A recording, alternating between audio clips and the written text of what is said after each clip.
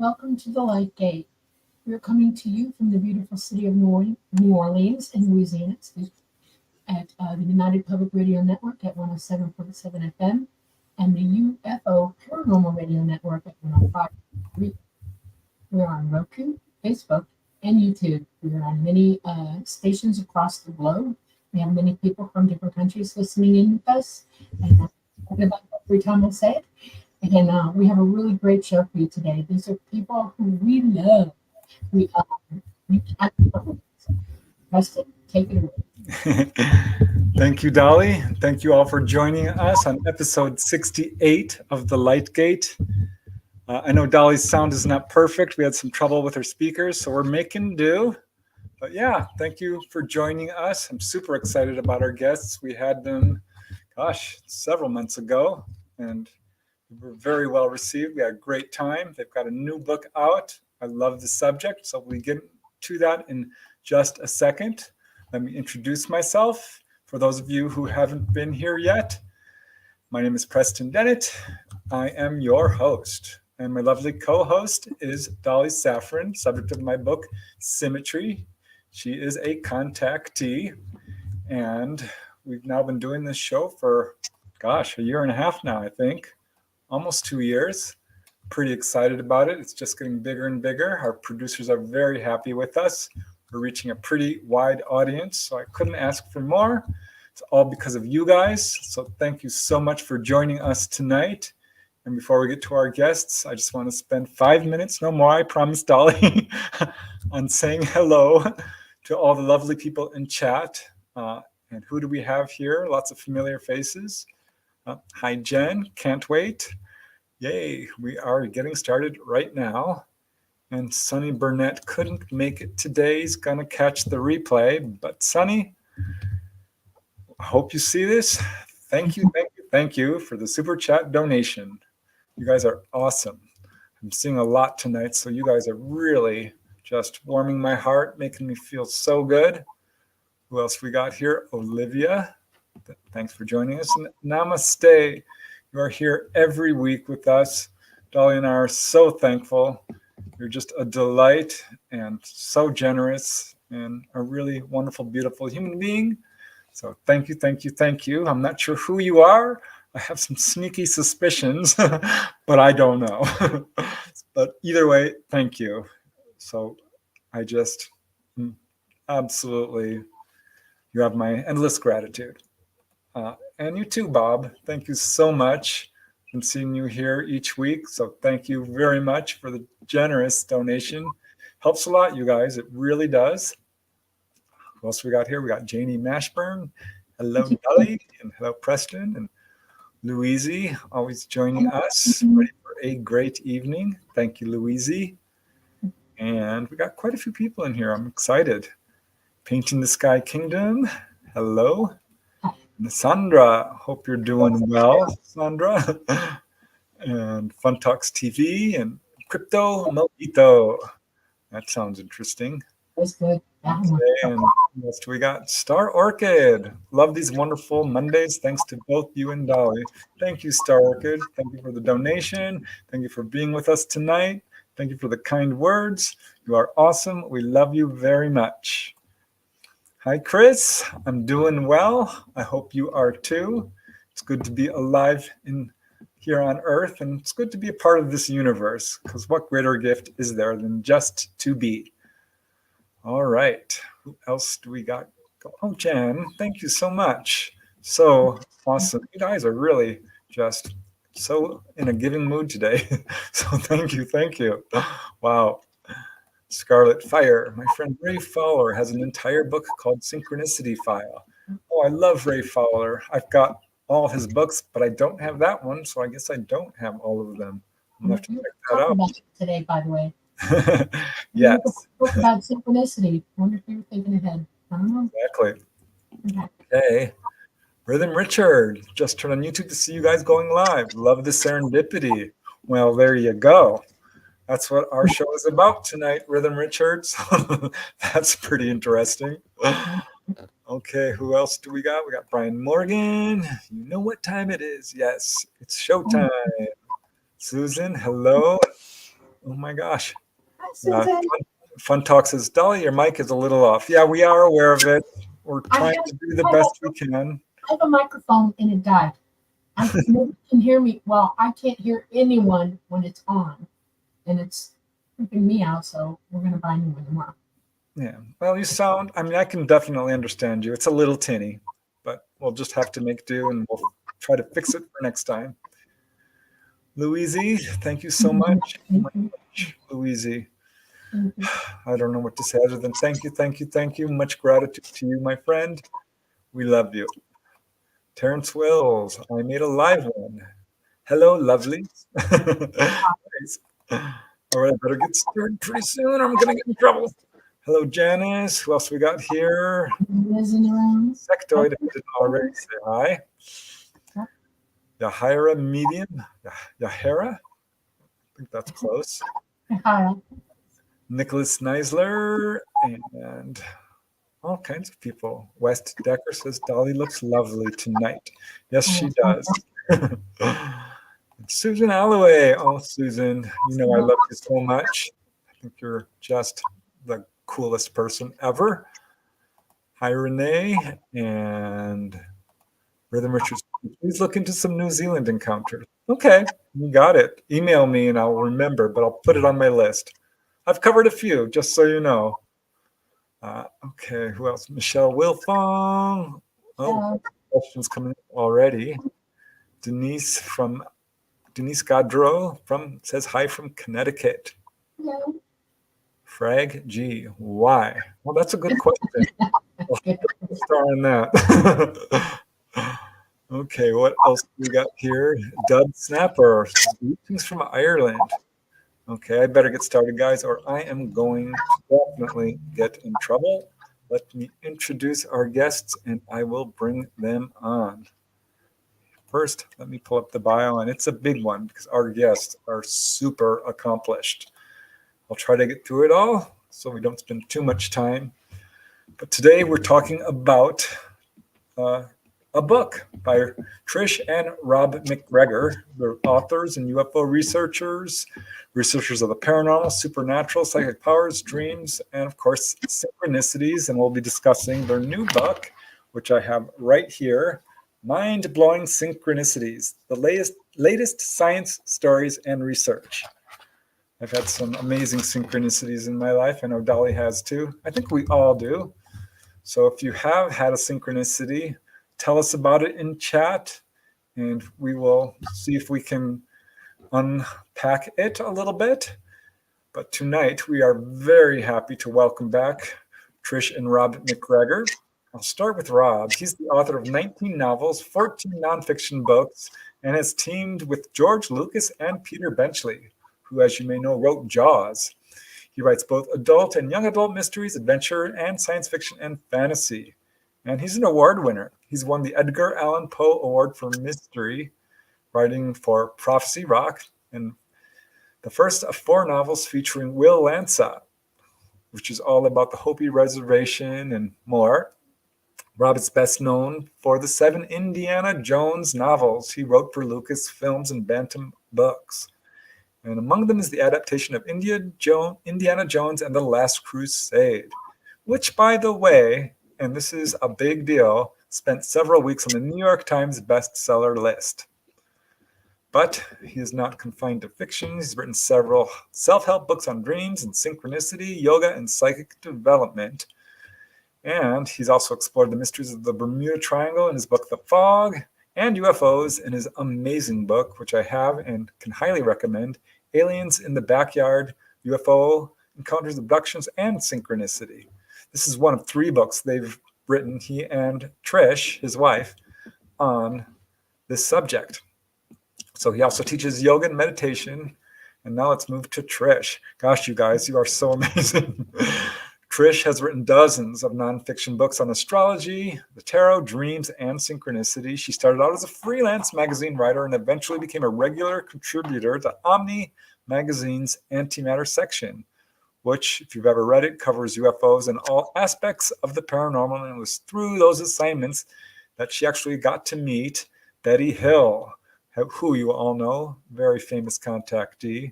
She also met Budd Hopkins, the UFO researcher, and many other great people in this field. So yeah, they both write fiction and nonfiction. One of their more recent books is Beyond Strange and Sensing the Future. Of course, Aliens in the Backyard, UFO Encounters, Abductions, and Synchronicities. Trish is the author of the biggest horoscope book ever. That's the title. Rob is the author of The Jewel and the Lotus, Meditation for Busy Minds. Trish has co-authored books such as Power Tarot with Phyllis Vega. Rob co-authored a book, Beyond the Bermuda Triangle, with Bruce Gernon. Gernon? You'll have to correct me on that. I think it's Gernon. But tonight we will be discussing their latest amazing book. I'm just over halfway through it. Mind-Blowing Synchronicities, the latest science stories and research. They do live in South Florida with 3 cats and a noble golden retriever. That is awesome. All right, let us bring on our guests. Boink and boink. Hi, Trish. Hi, Rob. Hello. We hope that the golden retriever doesn't bother us during this podcast. Like, On this end. Okay, if yours shows up, ours will show up. We'll let them talk. Okay. okay, They'll take over the show. good. So glad to have you guys back. You were so much fun. You guys are such a joy. You're such a bright light. And I think an important part of the whole field here. Made so many contributions. So it's a real honor and a delight to have you back. So thank you, thank you, thank you.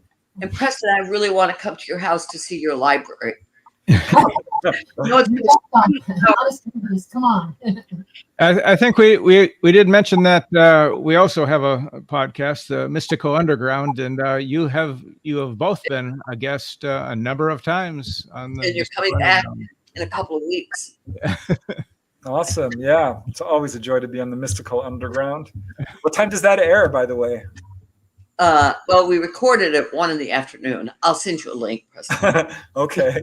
And it usually comes out a week or two afterwards. All right. Yeah. I think that's kind of fun to do it that way, honestly. Yeah, we can edit.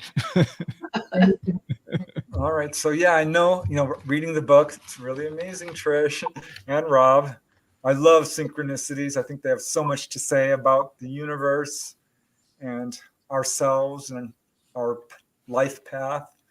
I've had several synchronicities, but yeah, let's just lead into that and tell us how you started researching synchronicities, because I know this has been a big part of both of your research for quite some time. When I first met Rob, one of my first questions to him was, do you know what synchronicity is? And he said, yeah, I think so. And I thought, okay, this guy has potential. It was 40 years ago.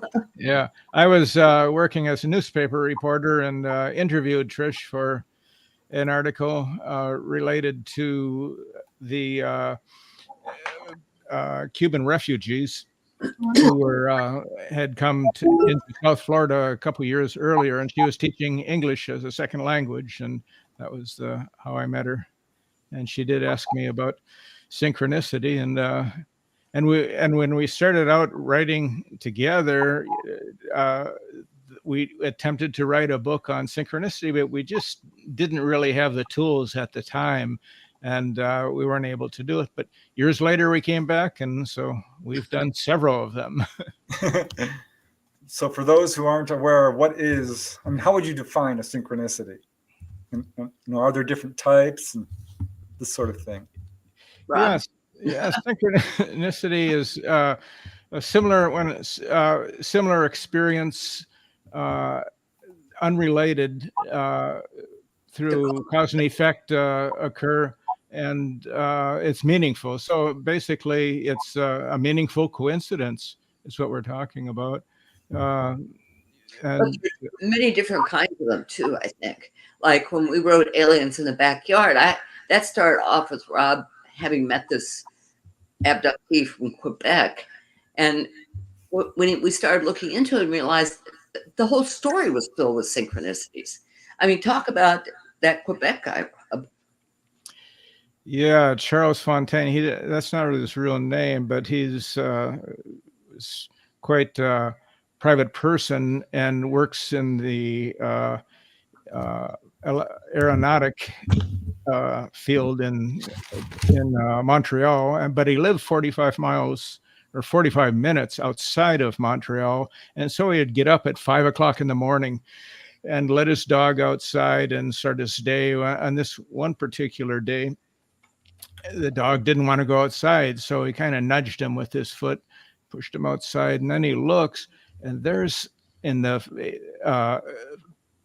backyard is adjacent to a farmer's field, and in the farmer's field are these beams of light coming down. I think there are 9 of them, and he was just fascinated by them because there was these colors, rainbow colors, that were swirling around inside each of these tubes, and they were going up like they were pulling something from the earth up into the craft. But he couldn't see the craft; he could just see see these tubes coming down from the sky. And so he woke up his wife and had her come out and take a look. And she said, "Yeah, I told you the other day when we were watching television that what I saw something when I was like this when I was coming home." And you just nodded, you weren't paying attention. So anyhow, as they were talking, suddenly these beams of light are coming closer and closer into the backyard. So aliens in the backyard, that's where it comes, the title comes from. And then this vessel suddenly appears disc shaped, and it comes and it's vertical, like, a quarter standing up, and it comes between weeping willow tree and their house, coming right towards them. And his first reaction, Charles' first reaction was reach down and grab the dog to take inside. And as he's reaching down, the next thing he knows, he's in the shower, taking a shower, and he doesn't know what happened. Wow. And his wife is sound asleep in the bed, and the dog is in the house, and he knows something very strange happened. But he continued on his day, went to work as like a managerial type job. He closed the door of his office and just started crying. I mean, he had no idea what happened to him. He didn't believe in UFOs. He thought that he thought it was something that was, from Hollywood and movies. And he thought that, well, if there really were UFOs, the U.S. military would tell us all about it. Yeah, right.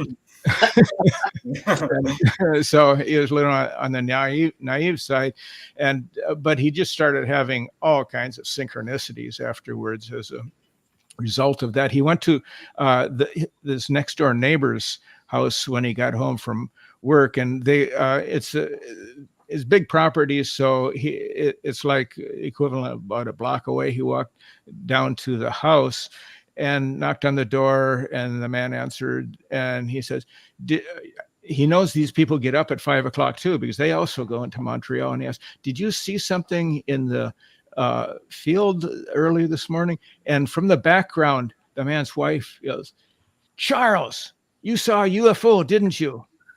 And he says, "I'm not sure what it was. There was something there. It might have been just snowmobilers with these lights." And she said, "No, I know you saw a UFO. The reason I know is my crazy cousin, he's a medium, and he called me 2 weeks ago and said, 'Watch your backyard. You're going to see a UFO back there.' I didn't see it, but you saw it." So that was how the synchronicities started. And then everywhere he would go after that for several weeks, he'd be 25 miles from town doing something, and he would run into that same couple who lived next door to him. It's just a number of strange things. And he had to go to a pharmacy to get some sleeping pills because something to sleep, because he wasn't able to sleep. And the pharmacist said, "You saw it, didn't you? Where was it? Inside or outside?" And he said, "What are you talking about? You had an alien encounter, didn't you?" And he said, "How did you know?" And then the man referred him to a friend of his that you need to talk to this man. And so things like that were happening. Why did the pharmacist say that to him? Just because he was asking for something to help him sleep? It was just crazy stuff like that. The whole town probably had. Yeah. So anyhow, he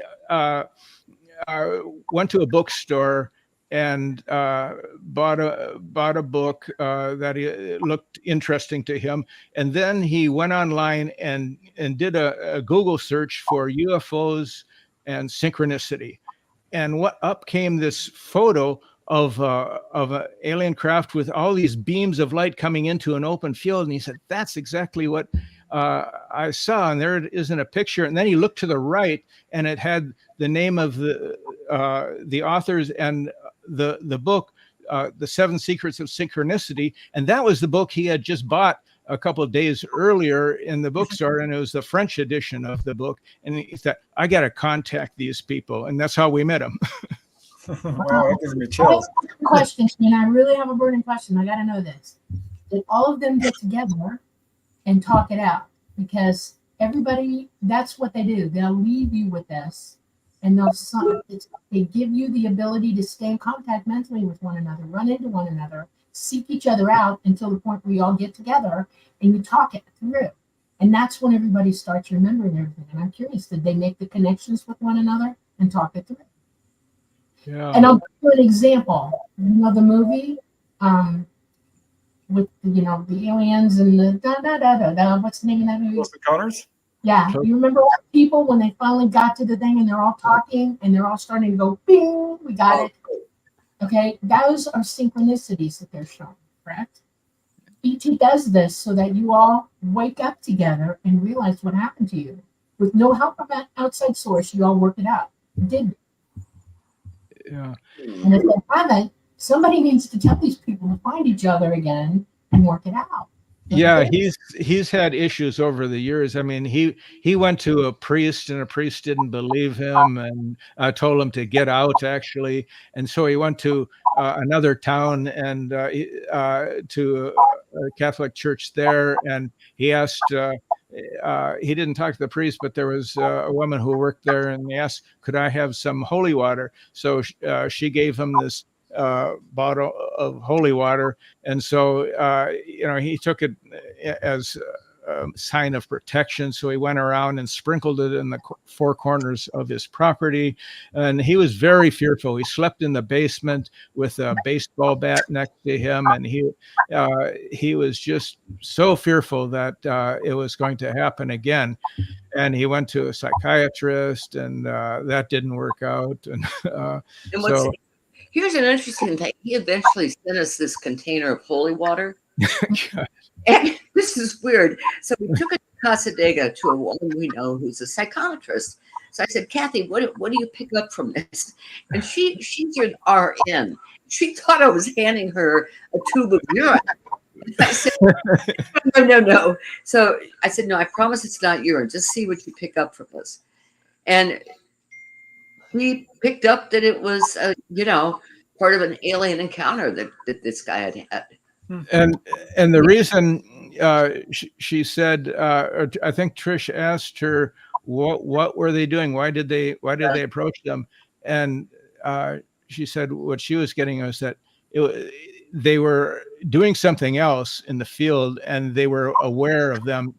And so they came towards them. They did it. She said they did it just for the fun of it, which I had never heard of aliens doing. Dolly, what do you think about that? Doing it for the fun? Do they do that? I've been busy doing things, and then suddenly something will strike me because the opportunity presents itself, and we leave no opportunity undone. Okay, so we go, and it's like a synchronicity. It's brought to you. You go and do whatever that synchronicity tells you to do. It's an intuitive thing. Synchronicity is all intuition on our part. Okay, and they have a major intuitive encounter with beings who really want them to remember it. And instead of going to the sources, y'all that've been in it, y'all had the same experience. You can talk it through with one another. It's a great psychological advantage for yourself because it brings it back up to the front. You don't elicit fear when you do that. You cognitively think it through, okay? But instead, everybody must have run and gone to other people who couldn't tell them anything because they didn't have the experience. They did. Yeah, I think you made a good point, Dolly, real quick, because one of our people in chat, Susan Alloway, She was a former guest on the show. She's had amazing UFO encounters, which she didn't talk about for years and years and years. Finally, she decided, it's time to come forward to talk about this. I don't know how to do it. I need to get some help. Went online looking for help, typed in the word UFO. Turned out that very day, the documentary UFO Abduction Answers, I think it's called, had just been released. She ended up contacting them. It led to her meeting Debs Shakti, who was just on the show last week or the week before. No, last week. And completely changed the course of her life because she followed her intuition. Like you said, Dolly. She picked up on it, and it led to this amazing synchronicity.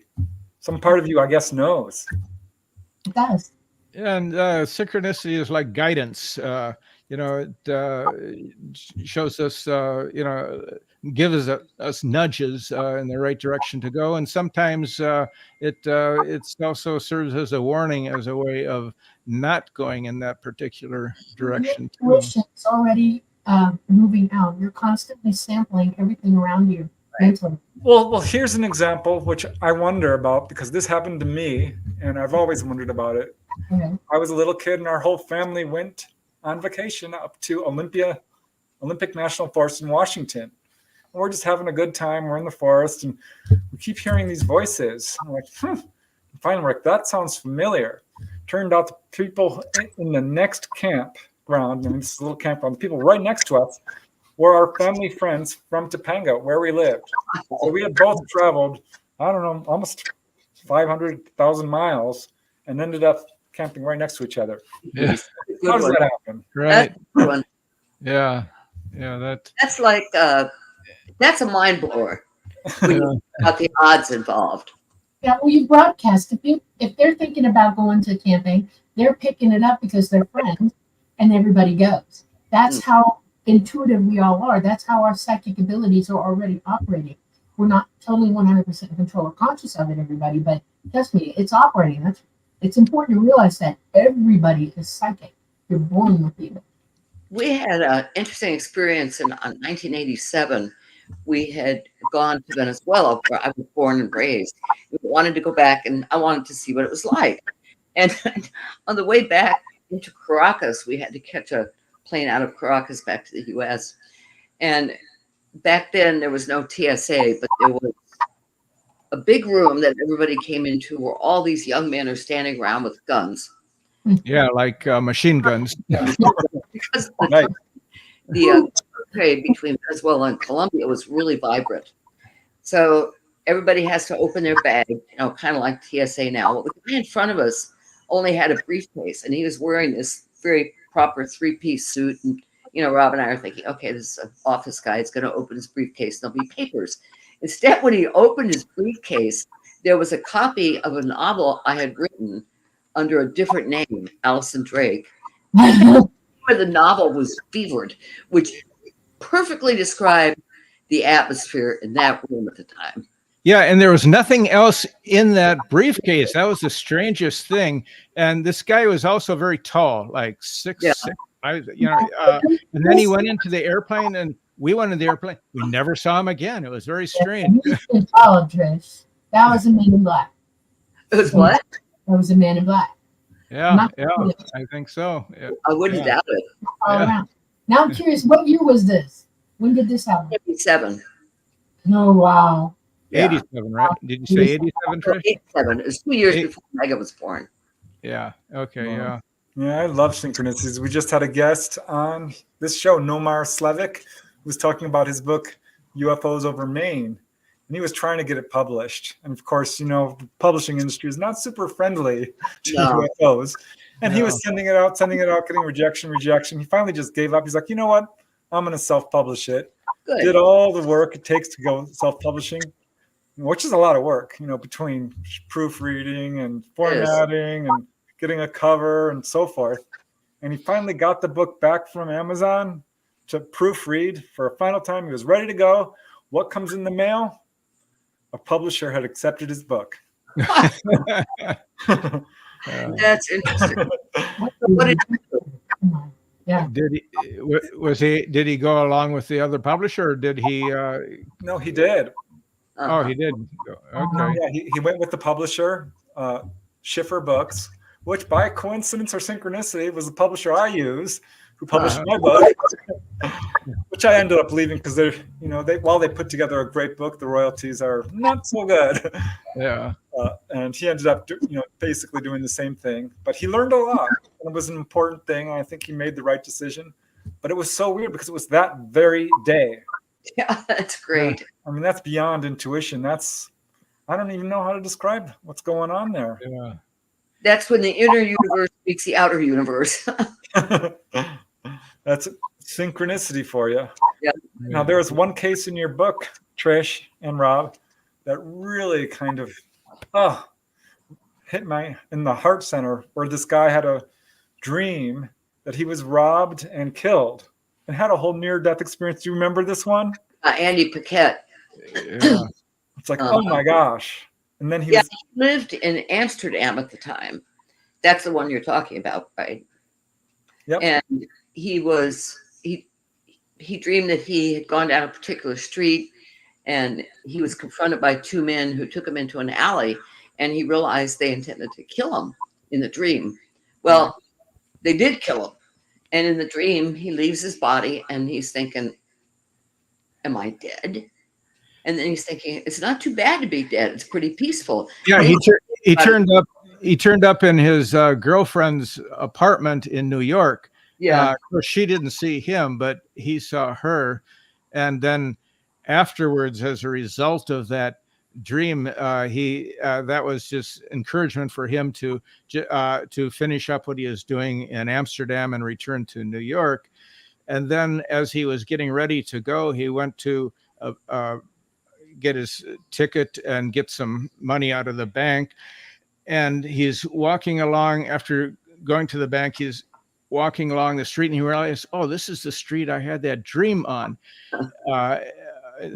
And he's walking along, and suddenly there are two men, just like in the dream. They come on either side of him and start and take a hold of his arm. Hey, buddy, how you doing? And they're thinking that he is a tourist and he's got some money, but he's been there for 3 months, and he could speak a little Dutch, and that kind of confused them when he answered in Dutch.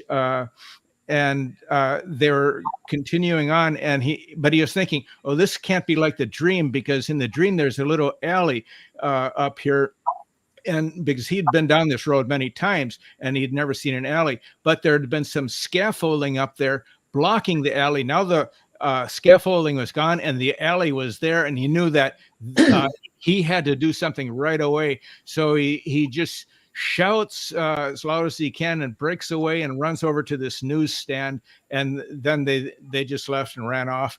But the dream saved his life, because if he would have kept walking, the might have repeated the whole dream and taken into that alley. And in his dream, there was already a dead guy in the back of that alley where they were dragging him, and shot him right in the neck in the dream. So, wow. That was a scary one. When I read that, I'm like, wow. Yeah. He's spent 20 years of precognitive dreams like that. He's kept track of them. Yeah. So I guess precognition is in a way related to synchronicity. Well, it is. It's a facet of it, definitely. All psychic abilities are part of synchronicity. And telepathy too. You think about an old friend from college you haven't heard from for many years, and all of a sudden that person calls. Now, was that a precognition? Was it telepathy? But whatever it was also synchronicity. Yeah, they're all the same thing. Yeah, just different flavors. Like you said, Trish, there are many different kinds of synchronicity. It's just different flavors of psychic ability. Telepathy. Psychometry is when you touch something, okay? And then telepathy is you don't have to touch anything. It's just all you're hearing it. It's coming into you. You're a really good receiver, okay? And then there are people who are really good transmitters, okay? And that's a different type of telepathy. You wouldn't call it that. There's another name for it. And I don't know what y'all call it, but I know that there's another name for it. I'm having a hard time. Yeah. Sometimes there's when I have these synchronicities, there's a feeling that comes over me that it's just a knowing. Like one time we had this cat, I think cat's name was Fox, and it disappeared. He had been gone 3-4 days. And I just had this feeling. Told Trish, that cat is going to come back Saturday night at midnight. And she said, "Why do you say that?" I said, "I just have that feeling." So that Saturday night, we hear a knock on the door at midnight, and right at midnight, and it's our next door neighbor, and she's holding Fox in her hand. Said that Fox had come to her. She was in the courtyard and saw Fox and picked him up. And I had no idea why I said that, but it was identical to what happened. It's wow. Well, I'm beginning to get a clearer picture about it, because also in your book you mentioned about this novel that a novelist wrote about a sinking ship. Yeah. A Yes. very famous shipwreck. You want to tell that story? Yeah, that was it. I think it was the Titanic. Right. Okay. Yeah, I Titanic. don't remember the story. But Roberts, a guy named Robertson, I can't remember his first name, wrote a novel that took place, I don't know, 12. I think he wrote it like 12 years before the Titanic sank, and the novel in the novel there's a ship called the Titan, and it hits an iceberg and sinks, and it's basically the story of the Titanic that was written years before it actually happened. I heard about this, and in his novel there weren't enough lifeboats. Right. Right. I mean, he had it right down the line. Yeah, but the size of the ship was very similar to the Titanic, and there are a lot of similarities. Keston, that happens a lot with people who write fiction. I really think that fiction sometimes, or creativity, is a way into that precognitive stage. Talk about hurricanes, Trish. Yeah, well, I've written about hurricanes twice, and the first one was called Category 5. And about a month before it came out, Katrina happened in New Orleans. And so my editor called me up. She goes, Trish, you got to be on these radio shows. They're looking for somebody who knows a lot about hurricanes. I said, I don't know. I said, all I've been doing is studying hurricanes for this book. No, come on the show. So I went on, and I thought, okay, after this, I'm never again writing another book about hurricanes. Well, that turned out not to be true. So I wrote another book. Words. And that one came out right at the same time that Andrew was just forming off the coast of Africa at the time. So it was 1992. And there were so many similarities between my storm and Andrew that it totally freaked me out. I have not written about hurricanes since then. Yeah. And somebody commented, that Trish heard about Andrew and then immediately wrote this book about it. But no, she had written that book a year and a half earlier. You can't write a book and a month later it's published by a major publisher. It doesn't work that way. You're lucky to get it out in a year and a half or two sometimes. So my father's best friend was Mike Gray, and he was an author. He wrote both fiction and nonfiction, but he wrote this nonfiction book about the dangers of nuclear power, particularly the possibility of a nuclear power station having a meltdown. And the book was released, and it was doing okay. And then guess what happened 2 weeks after? 3 Mile Island. Wow. Yeah. And that got him on the news. He absolutely predicted it. The book skyrocketed. It ended up becoming a movie. No, it was that movie that came out with Jane Fonda. What was it called? I forget. But I forget too. But I remember Jane Fonda there. Yeah, there's so many situations like that with writers tuning into something that happens in the future. Edgar Allan Poe, his only novel, he's well known, the best known American fiction writer, but he only wrote one novel and he didn't finish it. He was a short story writer, and in this particular novel, China Syndrome. That's the one. Thank you. Yeah, that's the movie. Thanks, guys. Can always call on the chat. Sorry, Yeah. Rob. That's okay.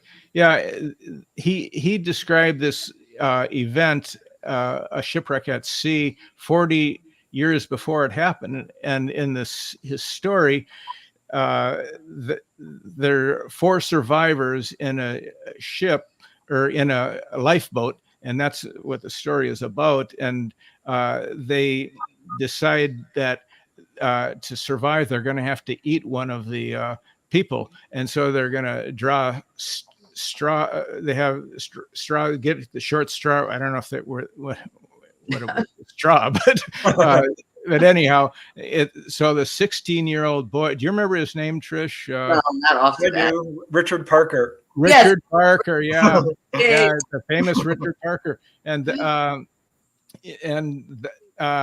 know, and in the story he was eaten and killed and eaten, and 40 years later, same thing happens. Richard Parker is the houseboy. He was on the ship working as a, an entry level job, and he was on that boat with 3 others, in the lifeboat, and the same thing happened. They selected him. He had actually been starting to drink some seawater, so he wasn't in good shape. So they just stabbed him and ate him. Yeah. Program. I've got the book on that actual shipwreck. I'm a shipwreck, nut. Really? Yeah. Yeah. Right. That Okay. one made me cry when I heard that, and I had no idea it was predicted. Yeah, and the ship that saved the other 3 was named the Montezuma, which Montezuma, the Mexican king, and also a cannibal. So that was kind of related, that they were saved by a ship named after the cannibal king. Wow. That's a famous one. And then there was a movie too about a shipwreck with a guy with a tiger on it. The guy's name is Richard Parker, and kind of a spin-off of the Richard Parker Poe story. What? The Pie book, P.I. Yeah, the pie. Yeah. Yeah. You just reminded me of another synchronicity I heard about, where a guy was struck by lightning and killed.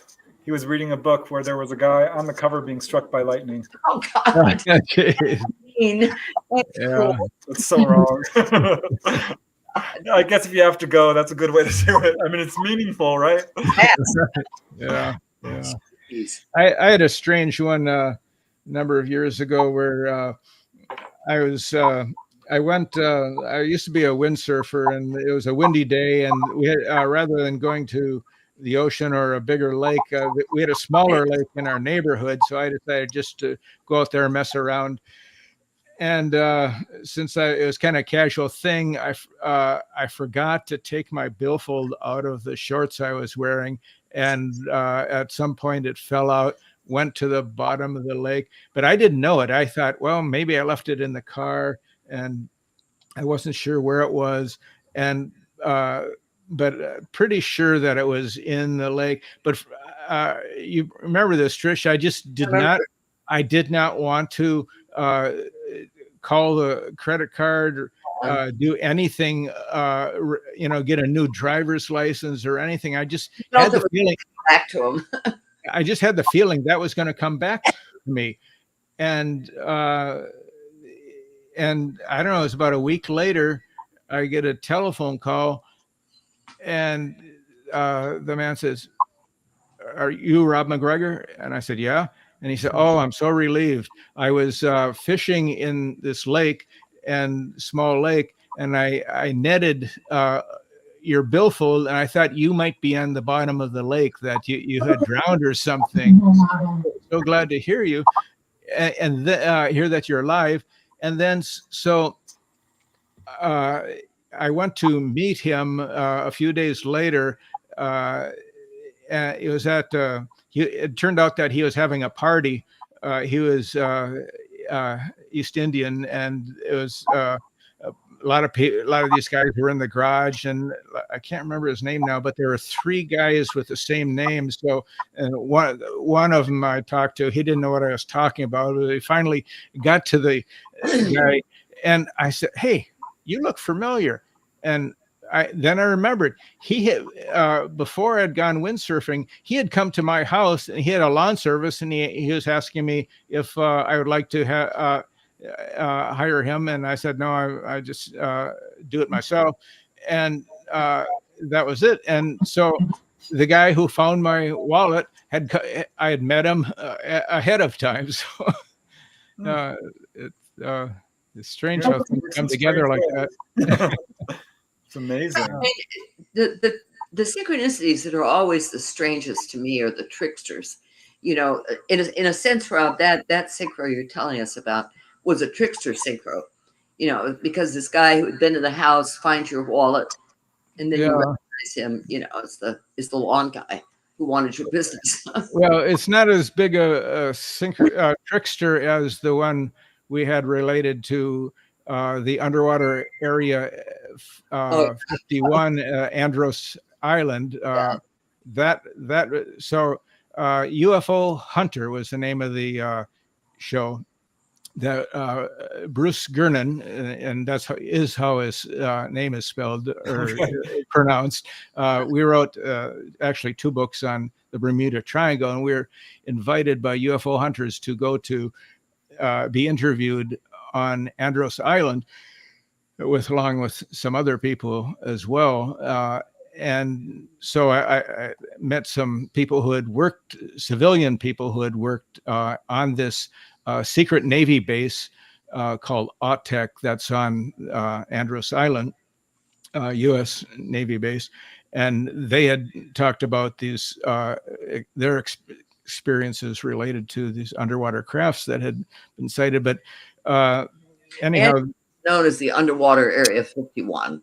Right. Yeah. So the producers of UFO Hunter had wanted to talk to the commander of the base and interview him about UFOs, and is this really true that these crafts are underwater, because 80% of the base is actually, it's underwater. It's a submarine base. But not only did they not get an interview, but the people at the base never even responded to them, not even like a public relations person or anything. So anyhow, there was these 3 guys who were the main people of UFO Hunters. Have you seen that one? I think that goes back to the early 2000s. And the main one, I can't think of his name now. He said, let's go to the base and see if we can just go up there and talk, see if we can meet the commander, or at least take a tour of the base so we can use this in the show. And they asked me if I wanted to, me and Bruce wanted to go along. So I said, sure. So we jumped in this Jeep, and there was a camera guy there, and I think there was a second vehicle. So we stopped about 50 yards or so outside of the base to get ready to walk up. And what happens is suddenly there are 2 police cars at the gate, and they're not facing the gate, but they're facing, their nose to nose, facing, blocking the gate, which is odd. And then this black helicopter lifts up from behind the gate and hovers over us, making a lot of noise, and kind of like chasing away. So they talked, and they said, I don't think we're welcome here. So we turned around and left, and that seemed to be the end of it. Except it wasn't. So synchronicities sometimes don't take place immediately, but take place over time. And that this trickster synchronicity was one of those, because 5 months later, we were helping our daughter return to college in Sarasota at New College there. And so Trish and I decided we would go downtown and have dinner, and we're looking around for a restaurant. We found this open air one where there was some live music, and it was really crowded. And we walked around, and there was one table or one high top that had 2 seats. There were 2 people there and 2 seats across from them. We asked if we could join them. And they said, fine. And, there's a lot of noise and music. And then there's a break. We started talking to these people. And the guy turns out to be the commander of AUTEC. From Recently retired. This was in September, but he was retired from the base. He was no longer the captain. But when we were there, he was the commander of the base, and so I started talking about being on that show with UFO hunters and being there. And he looks at me and he looks at his girlfriend and says, "I need another drink." And so, and then the music comes on and it's difficult to talk. And then he says, "You want to go to another bar next door?"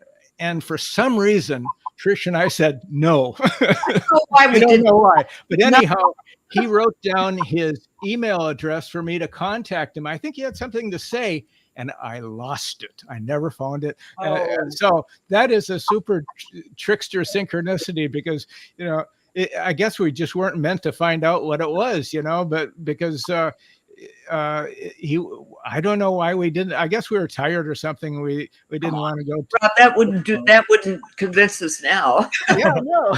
I had an example of a trickster synchronicity. The whole family, instead of celebrating Christmas, we decided we're going to go to New York.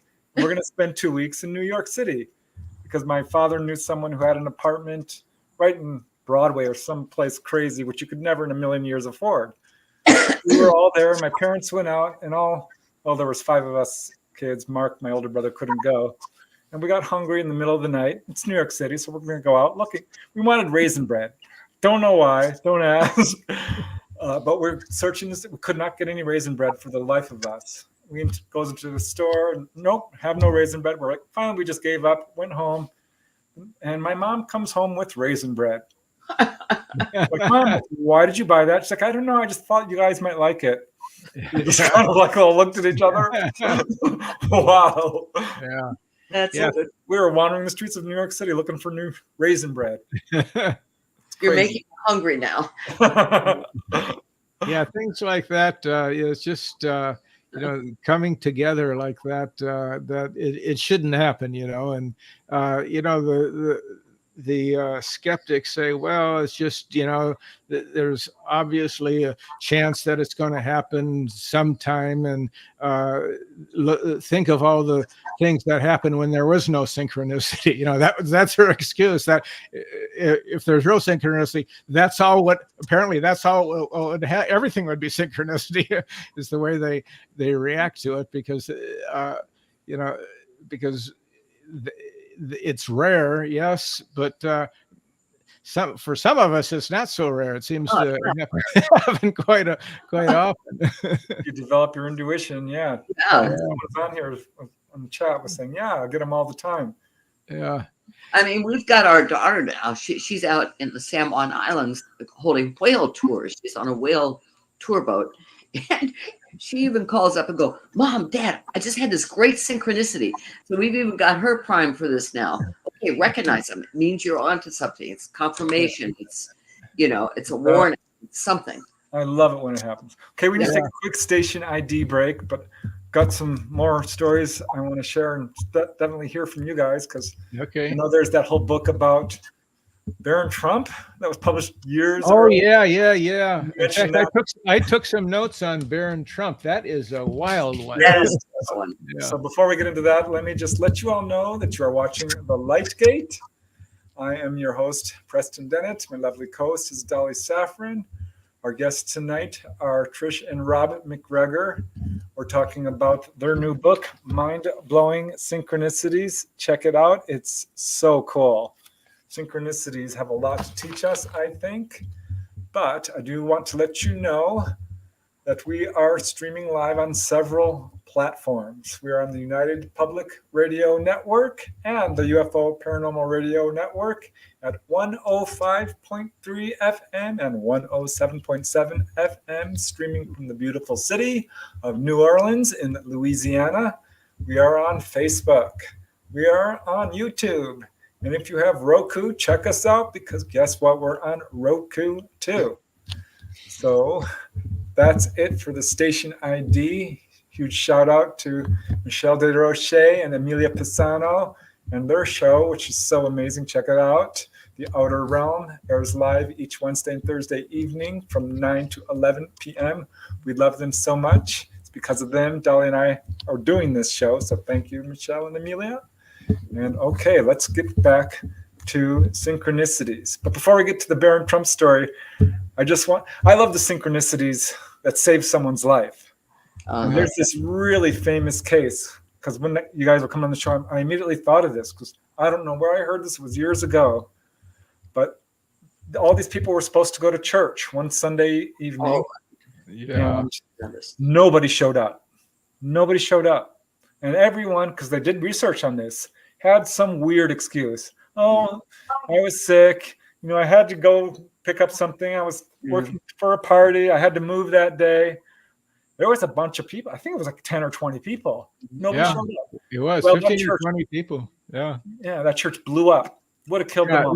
There's a gas leak or something, and it blew up. I think it was in Wales, possibly, that it happened.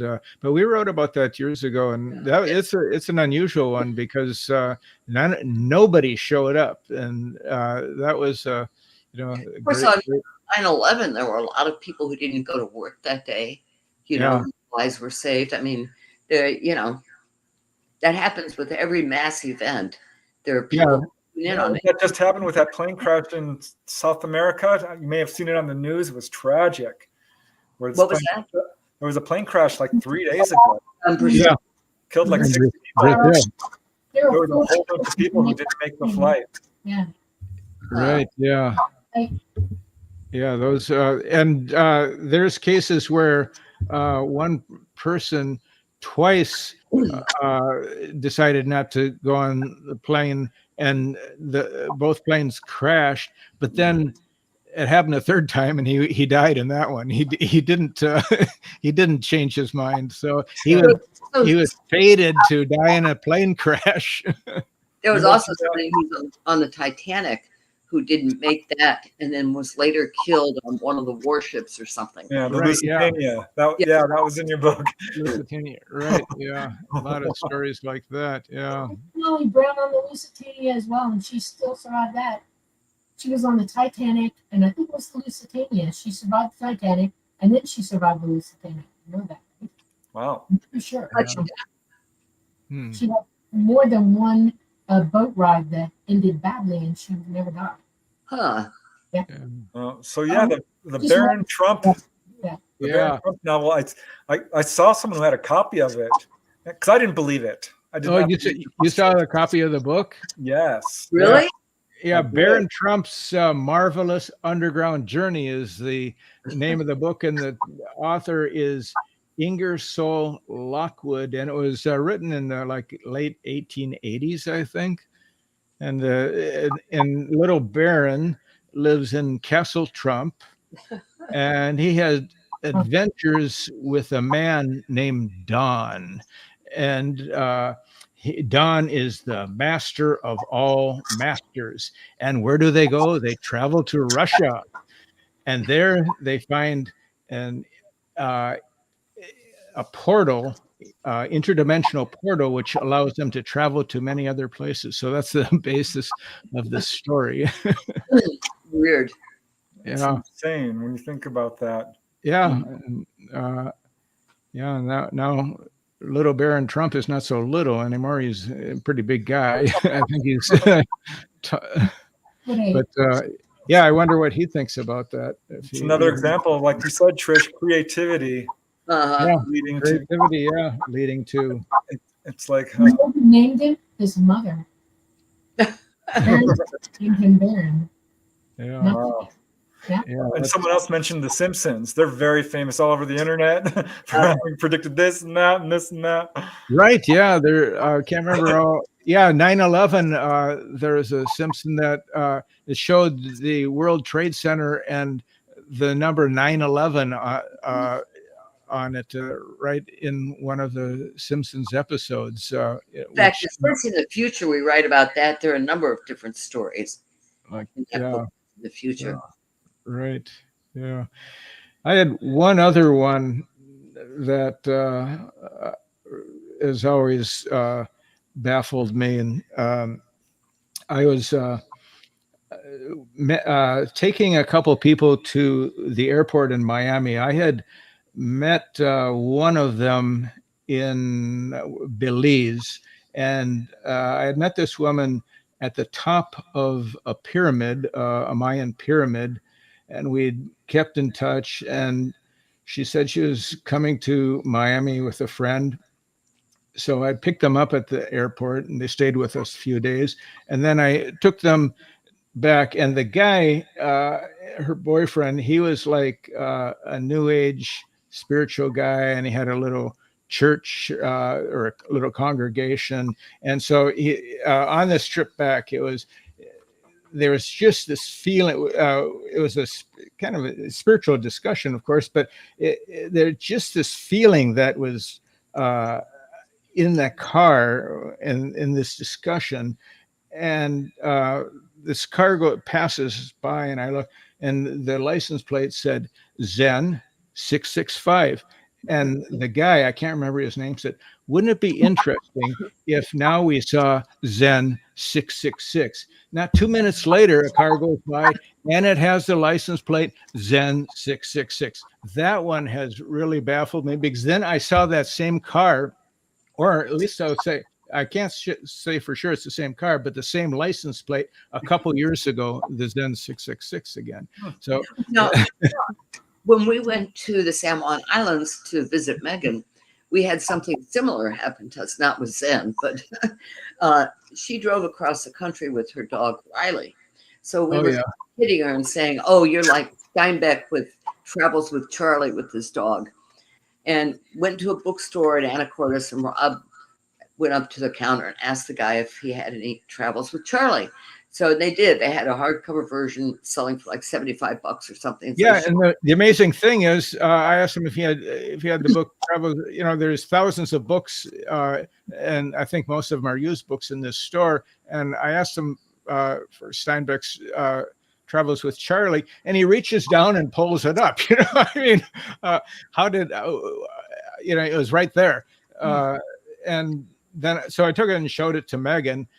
Travels with Charlie. You want to tell the rest of the story, Trish, since you started? Yeah, okay, this is great. You're so cute. In these islands, there are ferries, so you have to wait for the car ferry to get back to Anacortes. So we're in line at the car ferry, and this van pulls up next to us with a guy in it who's got a dog with him. And Megan says, "Oh, what a cute boxer." So I rolled out my window. I said, "Hey, we've got a dog here too. What's your dog's name?" His dog's name was Charlie, and he was traveling across the country with Charlie. I said, "Oh my God, what a synchronicity!" So anyway, we had him on our show last week. Yeah, he wasn't going anywhere. He was just traveling around, and he had been to all 48 states, I think. Every national park.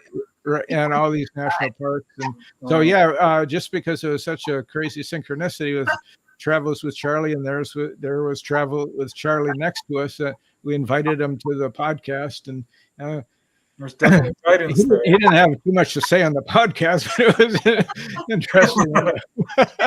Interesting guy, though. I mean, yeah.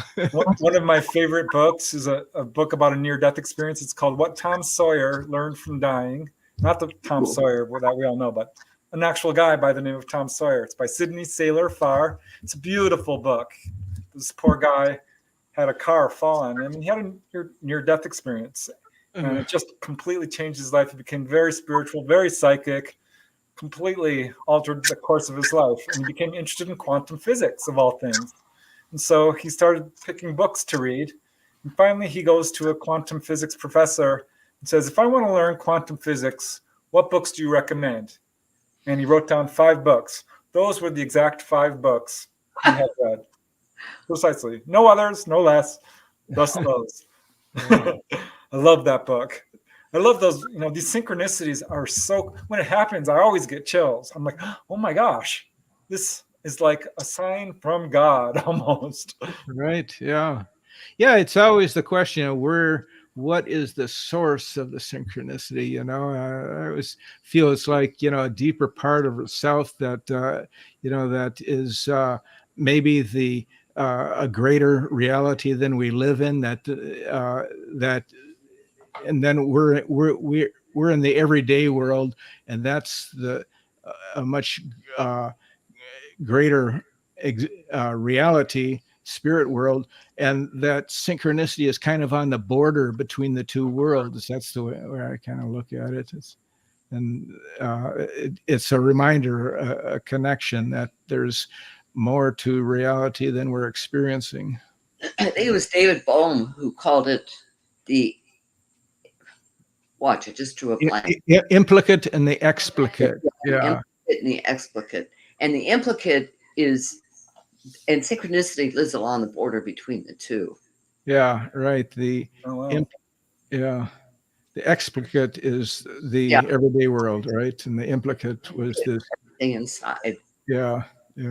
It's weird. There's that guy, I forget what state he's from. He's been struck by lightning, 7, 15? Remember it? Right. Remember about that guy? Yeah. That's a kind of, I don't know if you call that trickster synchronicity or what. Yeah, painful. Yeah, how do you survive that? I mean, that is those bolts of lightning are powerful.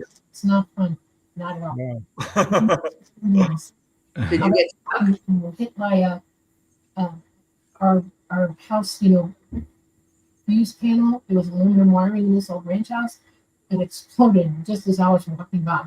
So I was electrocuted and pelted by the panel that was so hot it broke my arm. And it stepped down. And then I was in our garage, and it had been pouring rain, we were flooding, and it was in the glades, and the fuses went out. So I went to change a fuse, and I dropped off what I was standing on into water with my hand that went just into the open fuse. That blew me clean across the room. So that was the first 2. And then I got arced by lightning, and I've decided ever since then, if I even smell it, hear it, feel it, or whatever, I'm not there anymore. Yeah. Yeah, Florida is the lightning capital of the world, and it's I often just kind of ignore it and go about my business, but it's so dangerous. Our dog, our golden retriever, knows that he goes into underneath my desk every time there's thunder. He doesn't. I won't go outside at all. I tested, I like the rain, and if it's warm outside and it's raining warm rain, oh my God, that's a great thing. Go outside, right? Enjoy it. But I speak for the thunder and I listen for like 10 minutes. Do I hear thunder? No, I can't play. And then if the thunder comes, I'm right back in. That's exactly what Nigel does. He hears it. He's under Rob's desk, and now he's got our cats doing it. Before you hear about rain, now the one cat Beowulf hears thunder, dashes into the house. Yeah. There's also a ball field not too far, about a quarter mile from where we live, and there's I guess a rule that you can't have any games going when there's lightning within 5 miles. So there's this horrible sound that goes off, and in the summer we hear it a lot. We had one at the zoo. There was a college right behind our zoo, my family zoo, and it had the lightning detectors on it, and it would sound the alarms, but we would hear this from it, and then poof, the alarms would go off, and it's awful, and we would run everybody to shelters if we had tours out there. And my ears were pilfered. I'd hear it at night. It would scare me in the house. I'm not kidding. It's like, no. What is dangerous? It really is. I heard a study about plane crashes.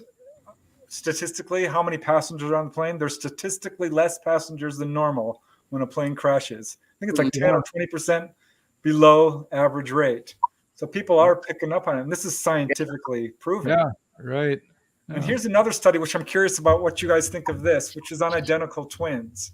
I don't know if you've heard of this, but identical twins separated from birth. There was a case where there were these two gentlemen. They both ended up being soccer coaches. They both married, I think their wife's name was Linda. They both named their dog Toy. They both bought the same brand of aftershave, toothpaste. Right. Neither of them could stand mustard. I mean, it was beyond sale.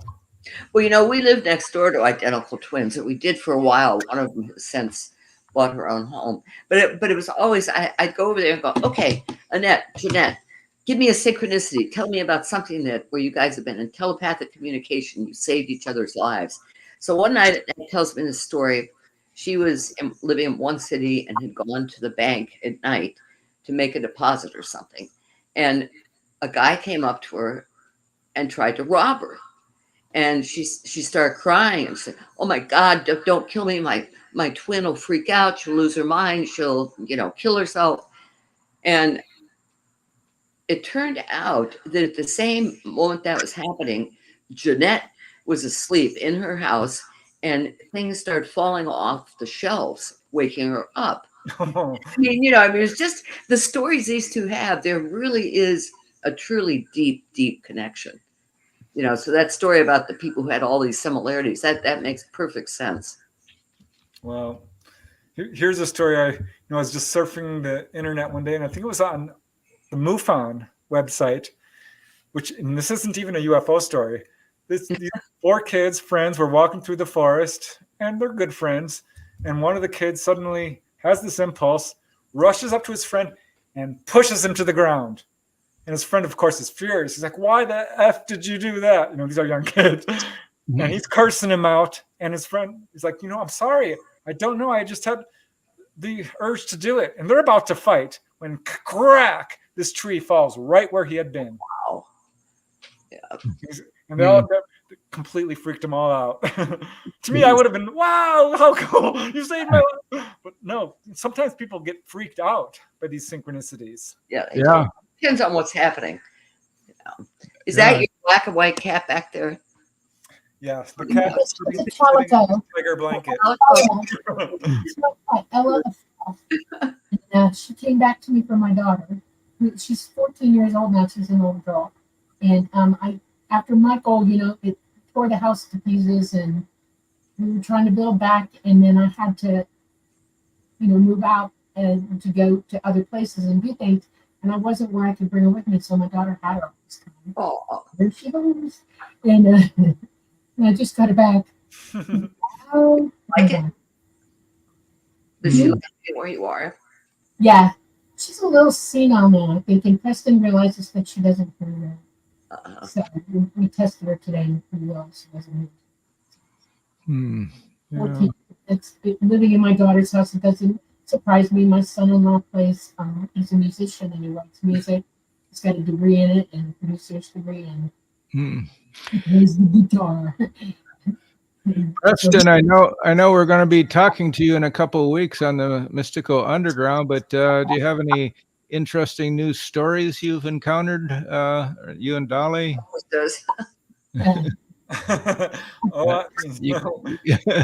I'm interviewing Dolly now for Symmetry 2. Oh, really? Okay. So I'm having a lot of fun with that. Yeah. She's gearing up to do a speech in Virginia. Yeah, you're going to send me the link. Yes, I am. I promise. You will have it probably by tomorrow. Okay. And Right. I've been doing my PowerPoint. Okay. And you know how serendipity happens at the wrong time? Well, I've been serendipity to death. Okay. And I'm almost done with it now. And I finally found a picture that I'm looking for. And it's funny you said that. I have a identical twin that is not here. She was missing at birth. The umbilical cord was there and she was gone. And there was no accounting. And the doctors were all freaked out and I was freaked out. And later in my life, I finally got to meet her. They put me back up with her. And I was told that she visited me once. They brought her to me when I was still living in Miami. I was a little girl. We used to go to the zoo there, Cannon Park Zoo. Remember that? And my mom says this told me a story. We've got pictures of it, and she never understood why this girl did this. And then on the other side of it, they told me, and I just found it. That's why I had to have those pictures. I was standing at the fence looking at something, and this little girl right up to us, right next to me, put her hands on the fence too. My dad was taking a picture of me because he thought it was cute, but he got both of us. And as soon as he took the picture, she walked away. Well, when you look at it, you go, damn, that's twins. It's got to be. Her hair's just a little bit longer than mine, but it's the same me. It's just she does like me from back. And they told me that's her. And I was looking for the picture today, and I found it. So, yeah. Wow. Needed that picture for the thing. So, Yeah, when I was writing a book about human levitation, I would get like a signal, go to this bookstore. I'm like, I'm not going to that bookstore. I've been there a million times. But I went, and there was a story on levitation that I was looking for. There's this weird element of guidance that will sometimes lead me to UFO witnesses. One of my best synchronicities ever was when Stephen Greer was coming to town to speak about Close Encounters of the Fifth Kind and form a little charter group for CSETI, people to call down UFOs. And I wanted to go so bad, but I couldn't afford it because he charged, I think it was like $300, and I'm basically living check to check at that time. So I couldn't afford it. I'm like, well, I guess I'm not going to go. No big loss. But the newspaper editor calls me up and says, I have no idea why I'm doing this, but we're going to pay your way if you'll write an article for the newspaper. I'm like, really? He's like, yeah, don't know why I'm doing this. He must have said that 10 times. They don't do that. They just don't do that. And I ended up, of course, going, and I wrote the article. But it was a pivotal moment because I ended up becoming a part of that CSETI group, having a lot of UFO encounters, met a best friend, met a really important witness who appeared in my book, UFOs Over Topanga. It altered the course of my life. So many things would not have happened if I hadn't gone to that. I love it when stuff like that happens. Yeah, right. Sometimes, a book will just, like in a bookstore or a library, it would just fall off the shelf in front of you. You pick it up, and it's meaningful. There's something in that book or the title of it or something, that you've had that experience, right, Trish? With that happened to me with Carol Bowman's first book on children's past lives. Yeah. I was in Borders, just doing my usual browsing thing, and literally this book fell at my feet. I picked it up. I thought, wow, this sounds interesting. So I took it home, bought it, read it in 2 days, and I contacted her and I said, I just love your book. Well, anyway, this was 25 years ago, and we've been good friends ever since. So it's like, yeah, she's one of Trish's best friends. That's all. Contact. Yeah, I think synchronicities work extra especially hard when you're supposed to meet a person. Yeah. You just reminded me of a story that was on the news about 5 years ago where a lady went to France or Italy or something and took a selfie. And in the background was this guy. Turned out they later met in the United States, became hooked up, married, had kids, and they were going through her photographs later. She's like, that looks like you. And he's like, that is me. That is me. I was there. Yeah. On the news. I'm going to tell you what, try not to be emotional, okay? This is the most important synchronicity in my life. I have a best friend that I grew up with. Her name was Maureen. Talk loud, Dolly, because your microphone cuts you out. Okay, her name was Maureen, and we grew up. She moved to Oregon, and then came back, and they lived in. Her father moved them to Alabama, and I was in Georgia at the time. Well, her daughter is my goddaughter, and I had gone to Miami for her to be born around Christmas time, but she was born in January. I missed the actual birth. But years later, we still stay friends. She'd come to Atlanta every now and then. It took her forever to learn to drive, so she finally drove to see me, and I would go to see her sometimes. And so later in life, my daughter's grown up. Her daughter is an adult. She went to college, and my daughter's moving around. Her daughter's like 10 years older than her.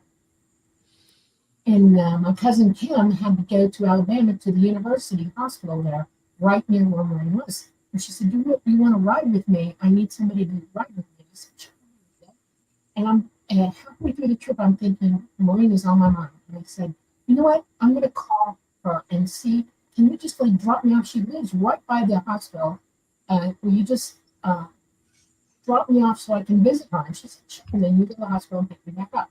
She said, nope. I made the phone call, no answer. I called her sister asking her where she was, and I got the information that she was in the hospital. Looks like it went up. And I went, oh my God. I said, don't tell her I'm on my way there right now. She said, how are you doing that? I said, just never mind, I'm going to be there. She got me up, walked in the hospital, found out where she was, walked into the room. Her mom was sitting next to her. She looked dead in the face and me. 10 minutes ago, you were coming. And it blew me up. I was in the process of getting a kidney transplant at that time, and her brother, I had the same blood type as her. And I would have given her marrow if I could have, but I was getting a kidney transplant, so I couldn't. So her brother could get her marrow. So when she was in the hospital getting marrow from her brother, I was getting a kidney. And afterwards, we were keeping each other company every single day.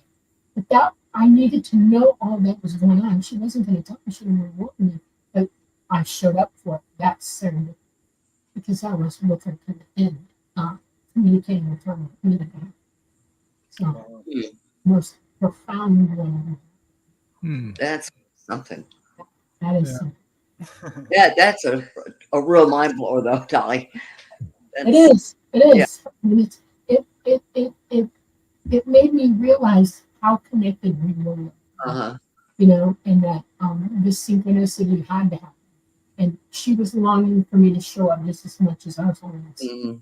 And it just, you know, that the situation, I mean, if my cousin hadn't needed to go, I would not have wanted to. Well, you know, I had a synchronicity that was not like, it was similar. On the eve of my birthday last year, my brother-in-law called me to tell me that my sister had just had a heart attack and died. And now I knew that she was in the hospital being treated for something. We had been texting a couple of days earlier. But this came as such a shock to me, not just because it was the eve of my birthday, but because she was the healthiest person I knew. You know, 2 days earlier, she and her husband, Neil, had gone biking for 18 miles. I can't do 18 miles on a bike. Rob probably can, but I sure can't. And now they were saying she was dead. So we drove up to Orlando to get Meg, and she was going to fly up the next day. So Rob and I drove up to Georgia, to Marietta. And we took Nigel with us. And a couple of days after we got there, I was sitting on the porch with Nigel. And I was thinking about Mary and thinking, why the hell did you leave? You know, I'm supposed to die first. I'm the oldest. And all of a sudden I look up and there is a hummingbird like this. I mean, right in front of my face, so close. I could see the color of its eyes. And I knew it was her. And so everybody in the family now has a hummingbird tattoo. There's mine. That became an archetype for her. Yeah. The sister and brother-in-law have a second house up in Blue Ridge, and we had gone there earlier, about 6 months earlier, and that's where I met you guys, or saw you guys in person. So I had no idea what was going to happen next, though. You know. Yeah. In fact, there we are. All right. Where's Dolly? Dolly's supposed to be behind the camera. Dolly's taking the picture. Yeah. That's pretty good, Preston. How'd you do that so quick? Yeah. I was ready. Actually, I told him to do it. I sent him the picture and said, "Oh, okay." Well, Dolly was intuitively knowing that this was going to come up. Also smart. It was a no-brainer. Okay. You know, your mention, Dolly, of hospital reminded me of another great synchronicity that involved out-of-body travel, out-of-body experience. You know, there's many people who have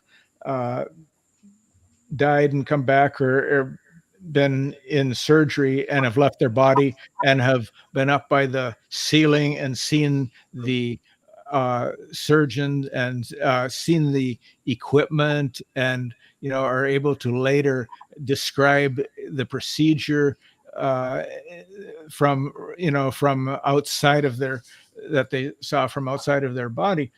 There's one particular case, though, of women left her body and traveled through the hospital and up another floor and outside of the hospital, and saw a sneaker on a ledge outside of a particular room, and then she's back in her body. And so when she is recovering, she tells this nurse about that she had gone out of her body, and the nurse said, well, that's interesting, we hear that occasionally. But she said, then she tells her the story about the shoe. And so this nurse, she goes all over the hospital, looking out into rooms, looking out the windows, and she goes to the next floor, and she finds that she finds a shoe, the same color, the same description. So that was amazing, and she ended up writing about it. That was an amazing story that really verified out-of-body experiences. Yeah, I heard a story kind of similar to that. It's in one of my favorite books, Dreams That Come True. I've got a lot of favorite books. I think it's by David Ryback. But at any rate, he interviewed this nurse who kept having these dreams that she was going to the hospital where she worked, and she'd be changing the sheets and the bedclothes for this patient. She said it was in this dream she was struggling to do it. It was like really hard to lift the sheets and change the beds and do all this. And she would speak with the patient, and she goes to work, and she's going along, and she goes into this hospital room, and there's the patient. Patient looks at her and said, I just want to thank you for coming in and changing my sheets. You're the nicest. She did not. This was a dream she was having. Wow. She was going out of body, apparently physically manifesting to change this person's sheets who really needed care. It's really hard. Those dreams where where you're barely moving and you're just struggling. Said it was like that. Walking through molasses, every movement was really hard. Yeah. Those were out-of-body experiences. Question: What dreams? Dreams That Come True by David Ryback. Okay. I love there's a novel by that title too, right, Trish? Shoot, I just drew a blank. Yeah, it's close to that. Yeah. But it's different. Yeah, I can't think of it. I have a lot of precognitive dreams, and there was one story in there where a gentleman had a dream that his wife died in a plane or a train crash, got hit by a train, and it seemed absolutely improbable, couldn't happen. And of course it did. It did happen. And he was absolutely devastated because he didn't warn his wife. He didn't think it was precognitive, but it was. And that was I think it's the very first story in the book. Was she in a car when she got hit? I think, I don't fully remember. I might have garbled the story up a little bit, but he dreamt about it and it happened. I know that. But I think, she was crossing the train tracks in a car, and boom, she lost her life. That book is filled with stories like this. Like one lady who kept having this dream that her infant son would drown in a lake. Over and over again, she had this dream where he walked up to the lake, fell in, drowned. And one day she's on vacation, and suddenly she started to feel real dreamlike. She's like, gosh, this scene looks familiar. This is my dream. She turned and she saw her little son standing next to the lake, ran up to him, scooped him up, and apparently saved his life because he didn't drown in the lake. They didn't go back. Yeah. I like it when precognitive dreams turn out that way. Right? Like that Annie Paquette dream, where he saves his own life because of a dream. Yeah, that's why that one particular story was so touching, because he died in that dream. He experienced that. Right. Yeah, it's startling. Yeah. So that book you mentioned, it's very close to a novel called What Dreams May Come by Richard Matheson, which is a great novel about the afterlife. Really enjoy it. Cool. Yeah, it's a fabulous book. Yeah. That was the movie by Robin Williams, right? That's right. Yeah, that's true. And one of the few movies that got a lot of things accurate about the afterlife. Yeah, right. And now he knows even more. In fact, he was not long before he died. He was at a book signing in Georgia. I must have been visiting my sister, and we'd gone to this bookstore, and so I that's where I got the book, because it's, in fact, the book should be signed. If I'm remembering this correctly. Yeah, and I went up and talked to him, and I said, "I love your books," and he said, "Thank you." And he was quite old then. Yeah. That's a memory I just recovered. Oh. So I'll tell you, my mom was really, really psychic. She hated it, and she didn't admit it to anybody. That's why she was worried about me, because I was like odd what she could do. And we were all in the kitchen and we were cooking. My grandmother was in there, me and my mom, and my brother was sitting at the kitchen table. And suddenly she looked around the room and she said, "Bob, get the umbrella before you walk out. Get the umbrella now." And we're looking at her going, "What are you doing?" She said, "Your dad's going to forget his umbrella, and he's wearing a brand new suit and get all wet. And he's going to burn that suit. We just bought it." And back then, money was tight. Military people don't make a lot of money. And so he comes in the door about an hour and a half, 2 hours later. He said, "Mary, thank you for reminding me of that." Now, we didn't have cell phones in those days.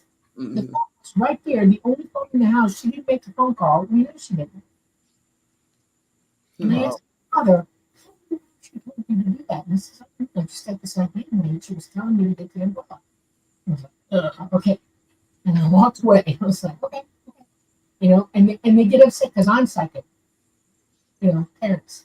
And it freaked me out. And I asked my mother later, I said, "How did you know that was going to happen?" And she said, "I daydreamed it." And I said, "What do you mean daydream?" She said, "I had a daydream. You're just thinking and you see something in your head." And I was like, "Wow." And I said, "You realize it's precog?" And she said, "Oh, because it was pouring rain." We got out to walk to his car along the parking lot, and it started pouring rain. He had the umbrella open already. He was ready. And actually didn't get the much. So here's a synchronicity from someone in chat, which I just have to mention from Fun Talks TV. "My biggest synchronicity that I had in my life was when I was a kid. I played with my friend the board game Jumanji for the first time. I came home and started watching a movie. It was Jumanji." All right. That's a good example. That's absolutely funny. That is really funny.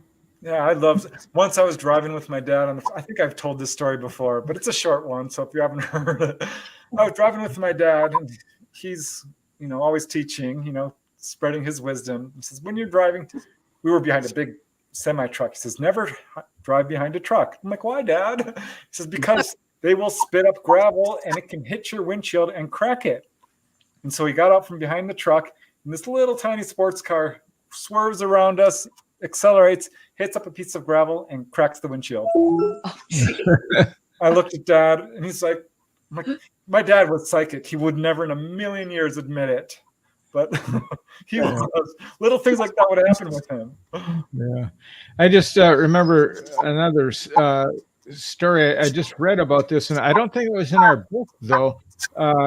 This couple were watching a movie called Wild Goose, and a goose smashes through their window and lands right in their living room. So, Wild Goose. Oh, that's funny. That's a short one. A short story. So, what's the message of a synchro like that? Yeah, what does that mean? You're thinking of, I guess. I don't know. Well, here's a question from chat from Fun Talks TV. It turns out, is intuition from within or from external forces? It's within. Yeah, I think it also is both. Yeah, it's your kind It involves both. Yeah. And you're either transmitting or receiving. Intuition is literally you receiving something from all around you.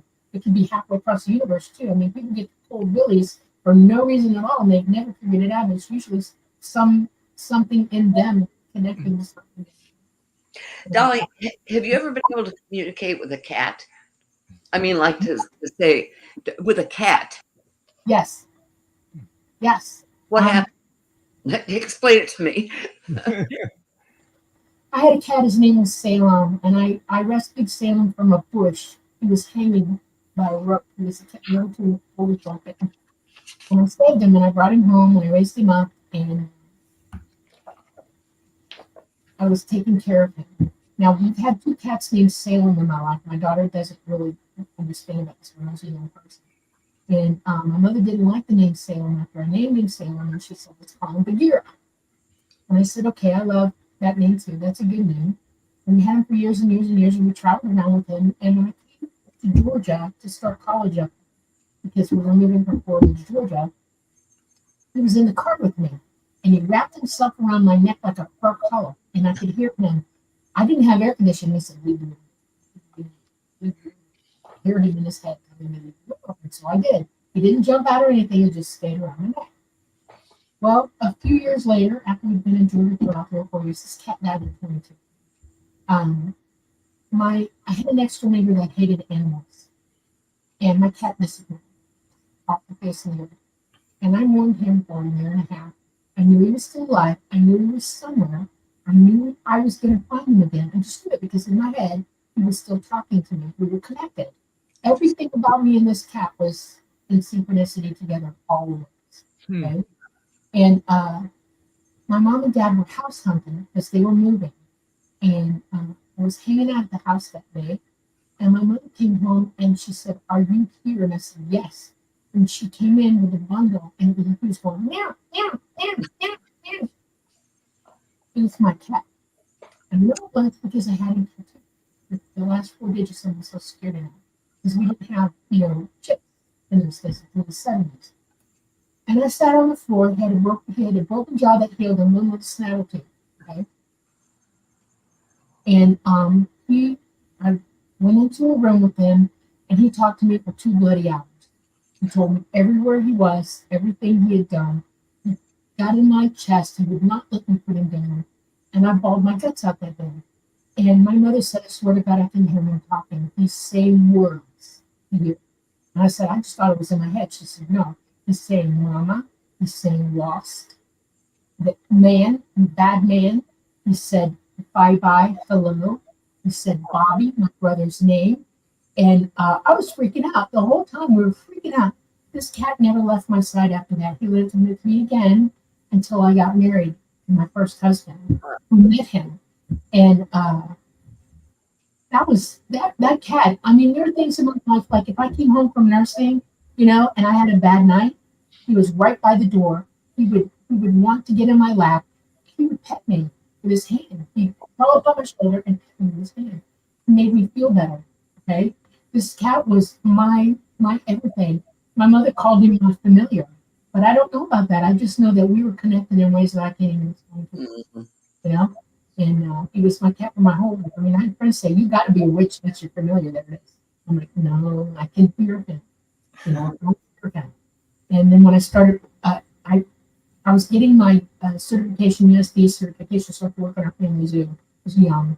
And one of the things that I did was I worked at a safari place in Georgia for a while, and I got to do giraffe and rhinos and camels, which I had to learn how to do. And then when I went back to the zoo, I had my dog Tippy, and I had a cat then as well. And between Tippy and the cat, I realized that I had something going on. They used to call me Mama Doolittle at the zoo because all the animals that didn't know me accepted me right away, including a big black, you would say panther, but it's not. It's a leopard, a big black leopard. Mm-hmm. She came from Crystal Springs. They shut down and we went and rescued some animals, and we brought her back to the zoo. She had no nails. They cut all her nails out, pulled them off. And in an enclosure that she was getting used to us, we to her. And I went and sat with her every day and sang to her every day. And she would lay up against the cage with her back to the dogs.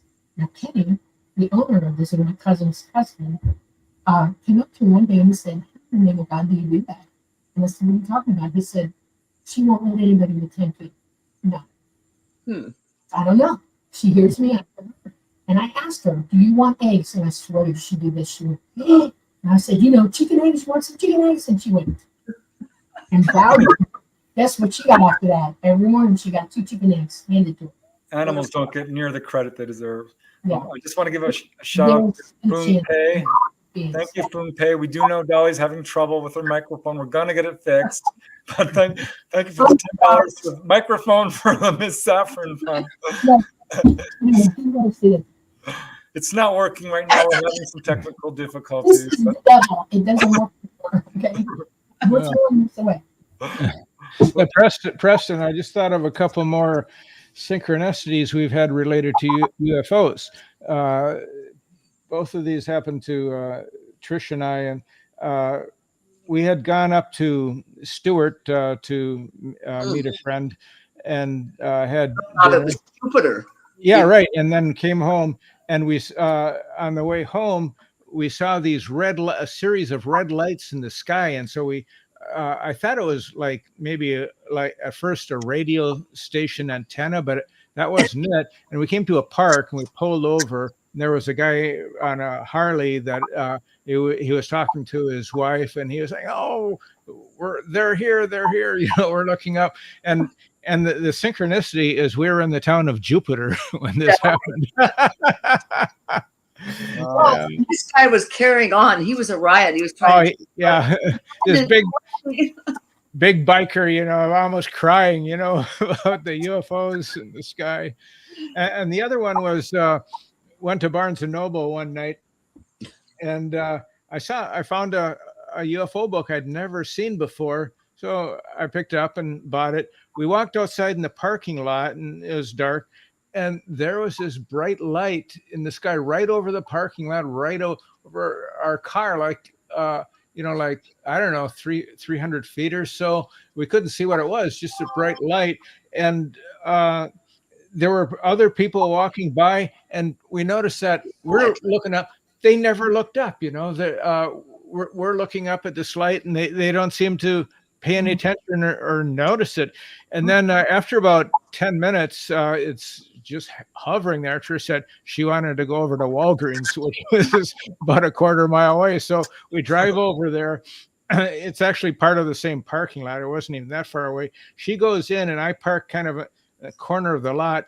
And that light has moved across the main road, Forest Hills Boulevard, and it's hovering now above a golf course. And so it's like one of the only places I could have parked to be able to look over there and see that light. So, you know, maybe it was a drone, but it wasn't making noise, wasn't doing anything, you know, but it was just weird. It was meaningful to me. So Trish, you have a story you haven't told that I should say that this is really Trish's book. She wrote most of it. I edited and I contributed 2-3 stories, and I did also audio for it. But the story of Joe Killian, Trish. Yeah, Joe Killian. Joe, if you're out there, here's your story. Not that you don't know it, but so when Megan was a kid, there was a young woman who lived in our neighborhood named Melissa. And over the years, Melissa moved to New York, and we all kept in touch. She was about 17 years older than Megan and younger than us, obviously. So I get an email from her one day, and she goes, "Trish, you have to talk to my second cousin or third cousin, whatever he is, whatever Joe was. He had a UFO encounter, an alien encounter, and it's just totally blown him out of the water, and he doesn't know what to do with it." So I said, "Sure. You know, I mean, I'm no expert. I've never had an alien encounter, but, you know, this interests me." So Joe got in touch with me and told me his story. And it's in this particular book because he had also done 2 pictures. He had done 2 paintings of what he had seen. Unfortunately, in the book, it was difficult to make up in color, but the colors were quite vibrant. And it was just, this happened in a parking lot where he had eaten dinner that night. And he had seen this, what he thought was a person, come out and sort of strut across the parking lot, and thought there's something weird about this guy. So he catches up to him and realized that right then the sky just above him seemed to rip open, and this guy's left leg, he explains it, went up and the guy disappeared into this opening. Well, I mean, this is a guy who was a PE teacher who's never thought about UFOs or aliens or any of this. And he has this experience. And this happened in 2019. And what, six years later, it's still affecting him. You know, Yeah. Didn't he try to talk to the guy at first or say something to him? Because he was walking right behind him. And very strange. So I yeah, said, in fact, in the book that he did a couple of drawings, and yeah, he did. I think see. on page 55, you can see the Yeah. But yeah. Competing books. Yeah. It shows that's not Joe. That's the person he was following. And what is that rectangular thing? That's what he saw in the sky, isn't it, Trish? That I can't remember. That was this. I think that was what he saw in the sky, and that was like a portal. And that guy. Yeah, maybe that was it. But the strange thing, you know, how he went through the portal, it's like his body fell apart. His legs went right up. You know, it's one of the strangest stories. I think we've told this to you, Preston, before. Yeah. So, listening, I want to tell you something. A craft can remain absent. You can't see it. They can cloak. Okay, and it's not what you think. It's not like a cloaking device. The skin of the craft arrays so that it blends in with the background that it's in. And at nighttime, it's really easy to do for them. What you saw is a beam. It's an energy beam, and it's interdimensional beam. And it looks like it's taking you apart, but you go out of the dimension. So it looks like your legs might be ahead of you and behind you. The time is really weird. So you're not seeing him. You're seeing a distortion of him going up in that beam. I've had people tell me that I look really weird when I go up because I look distorted. You know, somebody told me I look like I was 10 feet tall. No, I'm not. I'm just in the beam. So that's what you were seeing. And if it was 2019, he was most likely someone who was going home, and they were just picking him up. And they'll do that. They'll come in stealth and they'll grab them. And maybe they didn't know that your friend was standing there, Joe, and just went ahead and got him. But anytime you see, talk to people, ask them if they see the beam come down in the light. Ask them what it looks like if they saw somebody go up in the beam, because it's not. It distorts you, completely distorts you, because it's an interdimensional beam. That's how it raises you up off the ground. You know? Yeah, that's good explanation. That is, Everybody's been so puzzled about why this person seemed to basically fall apart, you know, as he shot up. He just was distorted going through the beam. Very interesting. Yeah. Wow. Okay, well, if Joe isn't out there tonight, then I'm going to make sure he watches it. So he gets he said he was going to watch it, in fact. Yeah. There's a couple of comments in chat which are really interesting because they're both about the lottery. There was a lady at my work who had a dream that someone shouted the lottery numbers at her. Good. Play them. And so she played them and she won. She won $10. Cool. Here's a comment from Bim Jim. Says, I know a guy who used to always buy lottery tickets with the same number. One time he didn't buy a ticket, numbers came up. Okay. Wait, because here's another one. That's a trickster synchronicity. It comes from Star Rick at 8. Synchronicity ignored. Everyone really insisted that I wait before leaving work, but I left anyway. Turns out my team bought a lottery ticket at the end of the day and won $1,000 without me. Yeah. A lot of stories like that. I'm so sorry, Star Rick. That is unfair. Yeah.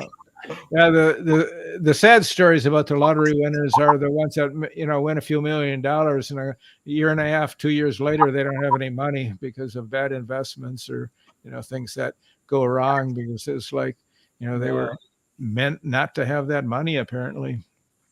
Lottery ruined my life. I've seen that show. I had to watch it. Yeah. Well, we know a guy. Remember, we met him when we were getting a loan on a car or something. He had dreamed the lottery numbers and won quite a bit of money, like 150, 200,000. Remember this guy? He was a black guy. Oh yeah, right. Yeah, he was the finance guy from Right, Mazda, right? Yeah, he had. Amazing. Yeah, that was a strange thing. You know, we buy a car and finance guy, and the finance guy comes over to our house. You know, because he liked us, you know, for some reason. You know, nothing happened or anything. You know, but I guess Trish is friendly and invited him over or something. I don't know. Come over and talk about your dreams and more Yeah, numbers. right. Mhm. Well, we just got a few minutes, guys, so we're going to have to wrap it up here shortly. So much fun. But yeah, the book is amazing. I highly recommend it. For those of you who can't see, here's a picture of it. Mind-blowing Synchronicities, the latest science, stories, and research. I love the cover with the infinity Our symbol. water. Yeah, right. Yeah. Very beautiful. Yeah, a good book, you guys. I hope it does really well. It definitely deserves to. I found it very interesting and quite moving at parts. Great. Yeah. So yeah, any last messages you want to give to our audience? Because we have about 2 minutes left. What do you say, Trish? I don't know. Stop by our website, which is themysticalunderground.com. We have a podcast every Sunday, so you can check it out. Yeah, the links are, by the way, in the description, but here they are, right, running along the banner here. We haven't been abducted, but we wouldn't mind being abducted. Yeah. The thrill of it. We also have a blog too that we've had for many, many years, now called the Mystical Underground, which what did it used to be called, Trish? Synchro Secrets. Synchro Secrets. Right? Because it's about synchronicity. Yeah. So very cool. Well, you guys, it's been awesome. Thanks so much for coming on you guys. And I want to give a shout out to all the guys who donated super chats. It means a lot. So thank you, Sunny. Thank you, Namaste. You guys have been incredibly giving tonight. Bob Thorson. Thank you, Star Orchid and Jan. Oh my gosh, you guys. Louise, you're all awesome. Cliff Olinger and Making Bacon, bringing the bacon. Linda Catlett, thank you so much. Poon Pei, Microphone Fund for Miss Saffron. Thank you.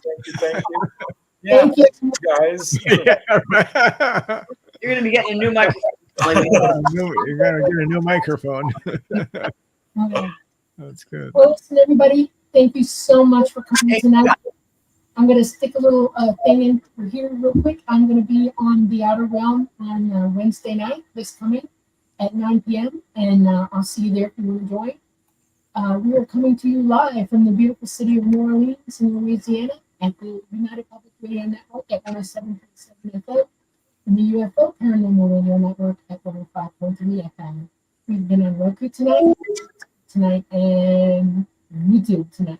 Thank you so much. Everybody go in peace. Namaste. Thank you, guys. Enjoy your lives. Night, night. Okay. We love you. Mwah.